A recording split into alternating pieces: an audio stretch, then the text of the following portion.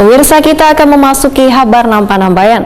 Aplikasi Banjarmasin Pintar yang di-launching tepat setahun masa kepemimpinan Wali Kota Banjarmasin Ibnu Sina dan Wakil Wali Kota Banjarmasin Arifin Nur pada 23 Juni 2022 lalu ternyata belum banyak diminati oleh warga untuk dipergunakan, khususnya di kalangan ASN di lingkungan pemerintah Kota Banjarmasin.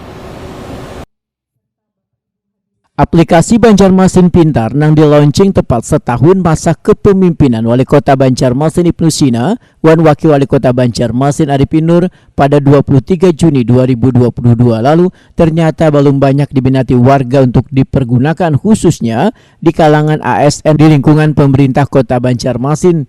Dikarenakan sejak di-launchingnya aplikasi yang merupakan program lanjutan dari Smart City Banjarmasin oleh Dinas Komunikasi dan Informatika Banjarmasin ini, hingga Oktober 2022 hanya di-download sekitar 2.000 orang. Padahal aplikasi ini bertujuan untuk memberikan kemudahan bagi warga Kota Seribu Sungai dalam berbagai pelayanan publik. Demikian dibenarkan Kepala Diskominfotik Banjarmasin Windiasti Kartika oleh gelaran silaturahmi bersama insan media di Balai Kota Banjarmasin di ruang rapat Wakil Wali Kota Banjarmasin Baisukan Rabu 28 Desember 2022.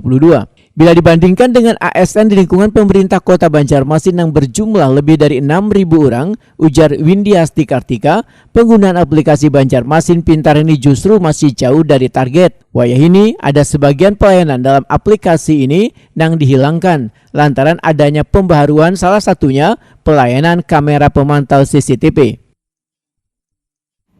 Sampai kurang lebih Oktober tadi terakhir kami mendata itu baru sekitar 2.000-an yang mendownload. Sebenarnya sudah lumayan, tapi kalau dibandingkan jumlah ASN Pemko aja yang 6.000-an artinya masih baru sepertiganya. Padahal harapan kita ini bisa dipakai oleh masyarakat Kota Banjarmasin, tidak hanya ASN-nya. Kenapa jadi seperti itu? Karena aplikasi Banjarmasin Pintar ini adalah super aplikasi di mana seluruh aplikasi pelayanan publik, pelayanan pemerintahan yang disediakan oleh Pemko Banjarmasin itu ditempatkan.